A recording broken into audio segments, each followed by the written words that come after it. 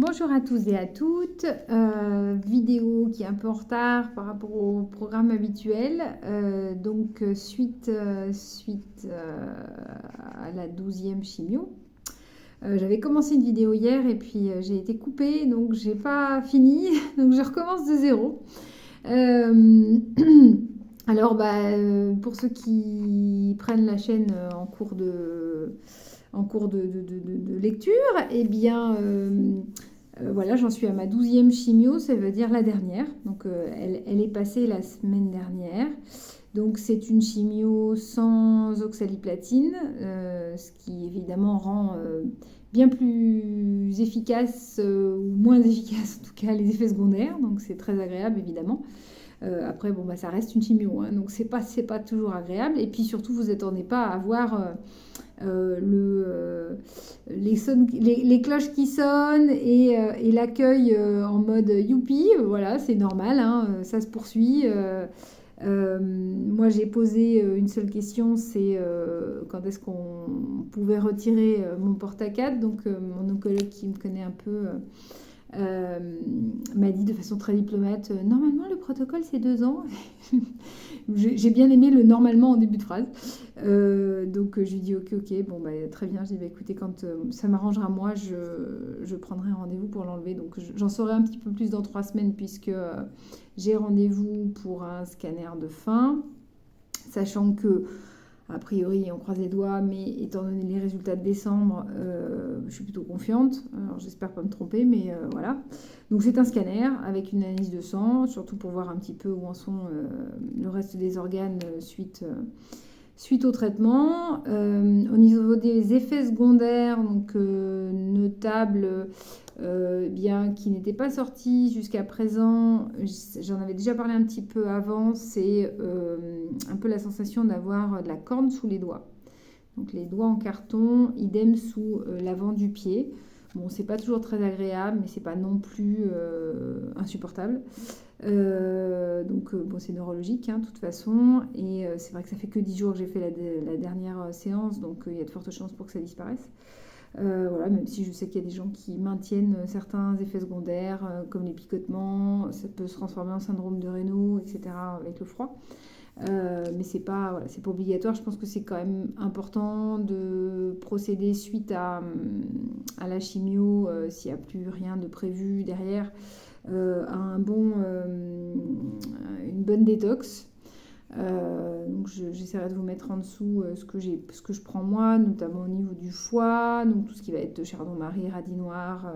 Donc il y a des produits qui sont quand même assez bien dosés et qui peuvent aider assez bien. Évidemment le desmodium, mais le desmodium ne fait pas tout. Le desmodium c'est plus un protecteur qu'un drainant. Voilà, la vitamine D a continué pendant longtemps. Puisque c'est vraiment la vitamine qui va aussi empêcher ça. Voilà. Bon, après, il peut y avoir d'autres petites choses. Alors, je vous avoue que, eh bien, après 6 mois de complément alimentaire, j'en peux plus de prendre des gélules le matin. Mais j'en ai encore quelques-unes et je m'y tiens, parce que bon, tant que tout n'est pas revenu, eh ben, je poursuis. Ce que j'ai diminué, ce sont les séances de suivi alternatif. Donc, j'étais à une séance d'acupuncture par semaine. Là, je fais un petit break. Je revois mon thérapeute d'ici 3 semaines. Pareil pour les massages, pareil pour la réflexologie. Il y a une fatigue qui n'est pas forcément physique, mais qui est mentale, qui s'installe quand même au bout d'un moment. On a un peu l'impression de courir un marathon. Enfin, c'est un peu mon ressenti, en tout cas.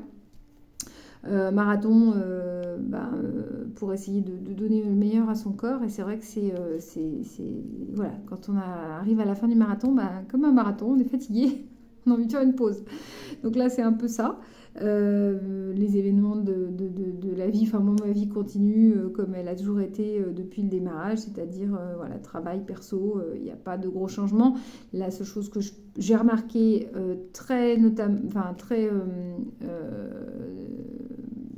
pardon, je ne trouve pas le mot, c'est marrant parce que par rapport à ce que je vais dire justement, je trouve que j'ai retrouvé plus d'acuité mentale, plus de facilité à me concentrer et un peu moins de trous de mémoire, qu'à un moment donné, c'était un peu handicapant. Donc ça, c'est revenu progressivement, je vais dire depuis 3 semaines déjà, c'est mieux. Ça manque encore un peu par rapport à mon état habituel, mais c'est en cours. Voilà. Et puis sinon, pour moi, pas trop de soucis au niveau digestif, que ce soit en remontée acide, au niveau du transit, pas de problème par rapport à ça. Je vous invite vraiment, pour ceux qui avaient pu regarder les vidéos démarrage, de continuer à vous brosser le corps. Ça permet vraiment à ce que la peau se maintienne de façon bien hydratée, belle, sans la sécheresse, etc. Donc vraiment continuer. Moi, je sais que j'ai eu des moments où j'ai un peu lâché et je le sens tout de suite. Donc vraiment, je peux que vous inviter à poursuivre, même si ça prend du temps et que ça demande de l'énergie, tout ça. Voilà. Et puis, j'ai eu l'occasion de discuter avec la maman d'une de mes... je reçois un petit garçon, sa maman, la grand-mère, donc, a eu un diagnostic un peu difficile dans une autre clinique que la mienne. Et je dois dire que j'ai été très choquée par le retour qu'elle m'a fait du discours avec l'oncologue. Puisque grosso modo, on lui demande de faire une chimio, qui sera une chimio de confort, puisqu'a priori, il n'y a pas de rémission possible, ce qui est quand même assez étonnant, puisque c'est le côlon et le foie, donc ça reste des organes qui sont quand même opérables. Quand elle a parlé de l'opération, l'oncologue lui a dit qu'il y avait de fortes chances pour que ça ne se fasse pas. Enfin voilà, donc un discours qui est quand même assez dur. Et j'enchaîne en vous disant que voilà, vous êtes maître de votre guérison.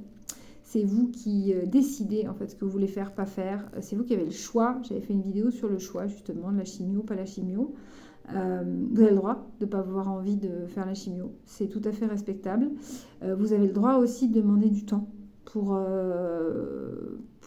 en fait assimiler l'information.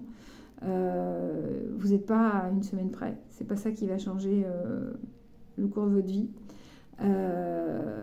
Évidemment, il ne faut pas attendre 3 mois. Ou si vous attendez 3 mois, évidemment, il faut s'attendre aussi aux conséquences. Mais je veux dire, en tout cas, voilà, entre une semaine et 3 mois, il y a peut-être un juste milieu à trouver.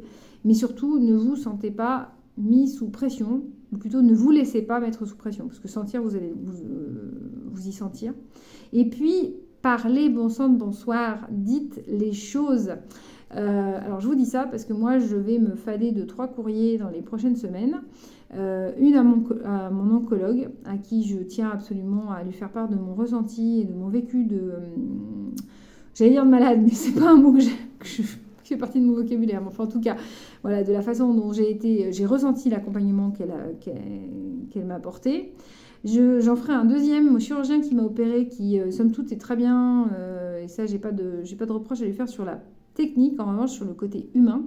En fait, j'ai mis du temps à réaliser que le jour où donc je suis allée le voir, pour remettre dans le contexte, ça faisait 1 semaine que j'avais été opérée et je retournais le voir pour une visite de routine.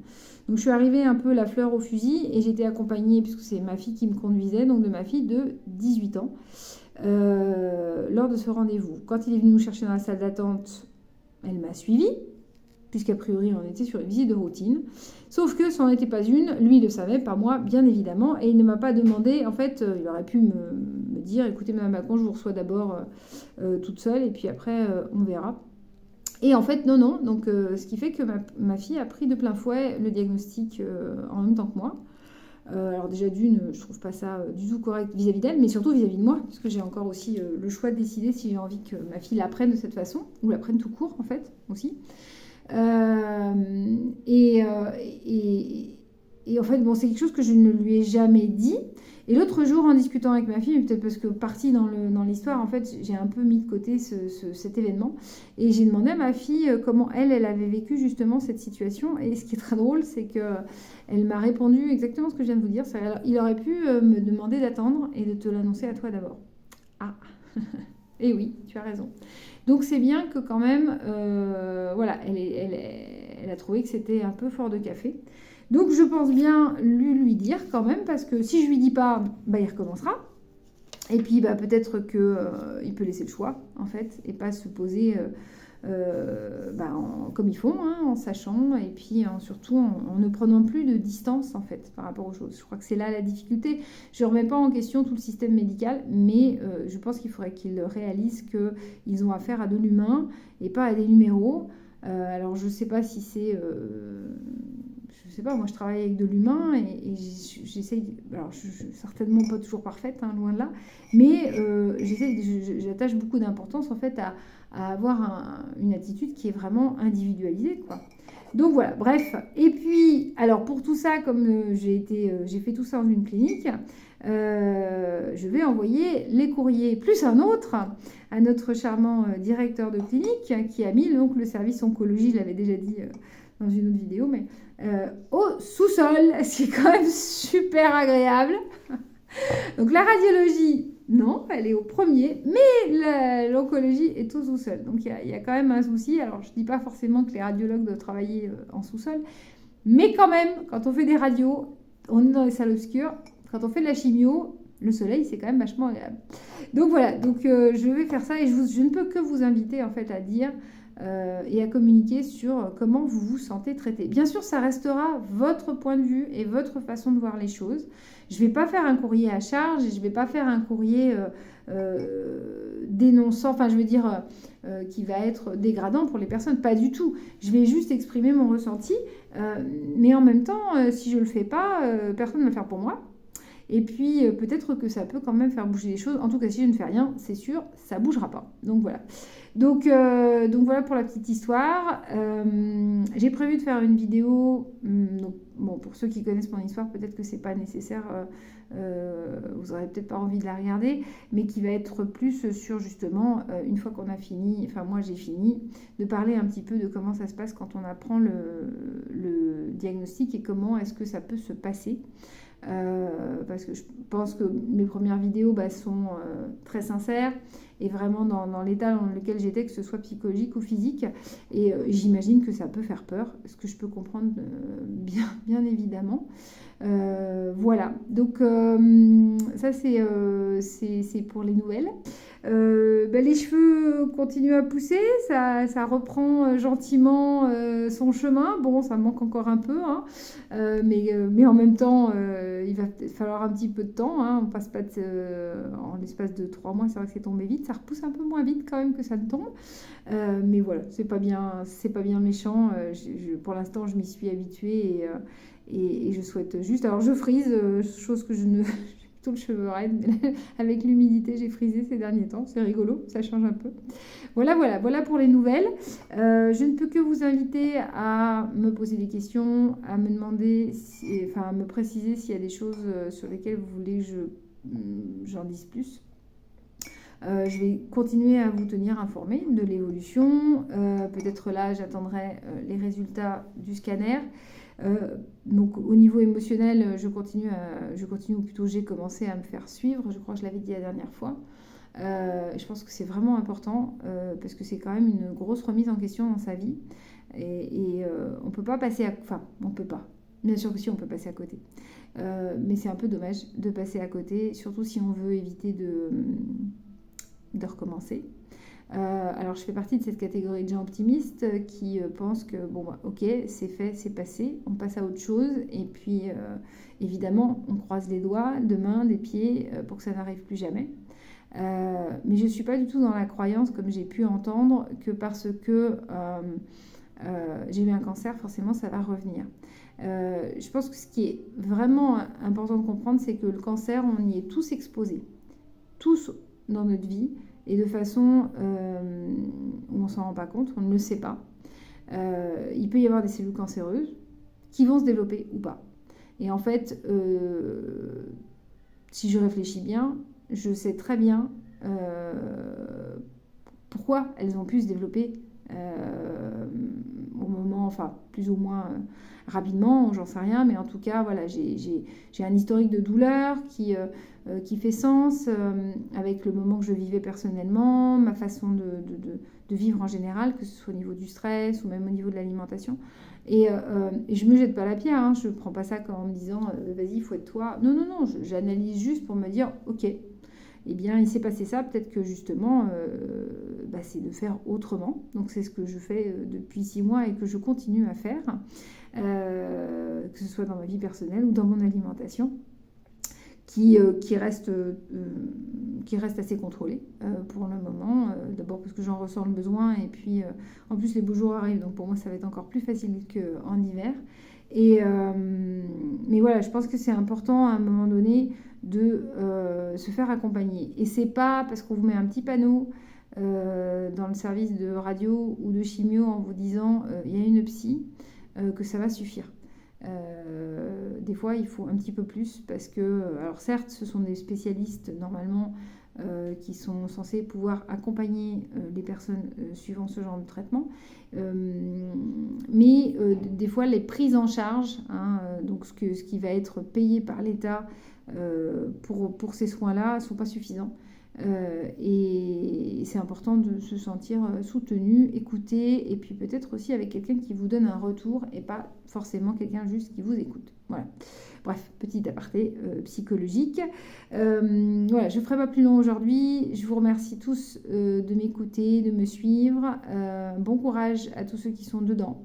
Bonne continuation à tous ceux qui sont en sortie. Et puis évidemment, bon courage à ceux qui y rentrent, avec tout mon soutien psychologique, émotionnel, tout ce que je peux faire. Et puis surtout vous dire, vous inquiétez pas, c'est pas la fin, c'est le début de quelque chose. Et puis de toute façon, l'important, c'est pas forcément l'arrivée, c'est aussi le voyage et de le vivre au mieux. Donc prenez soin de vous. À bientôt.